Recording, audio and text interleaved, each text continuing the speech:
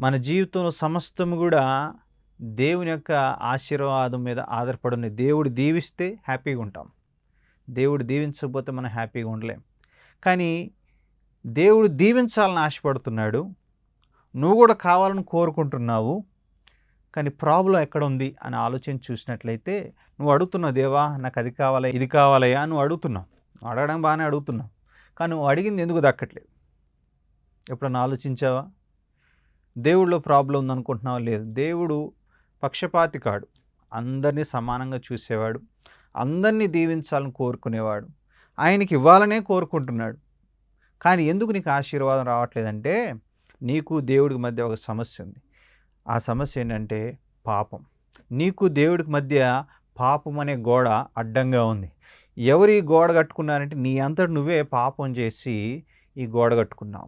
దేవుడికి వ్యతిరేకంగా నువ్వు చేసిన క్రియలన్నిటి ఫలితంగా ఈ పాపం అనే గోడ ఏర్పడింది.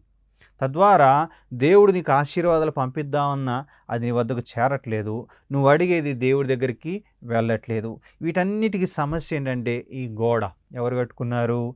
నువ్వే కట్టుకున్నావు. నా అంతట నేను పాపం చేసి కట్టుకున్నాను, నీ అంత నువ్వు పాపం చేసి కట్టుకున్నావు. ఎంత పాపం చేస్తే ఈ గోడ అంతగా పెరిగిపోయింది. అందువల్లే మన జీవితాల్లో ఆశీర్వాదం ఉండట్లేదు.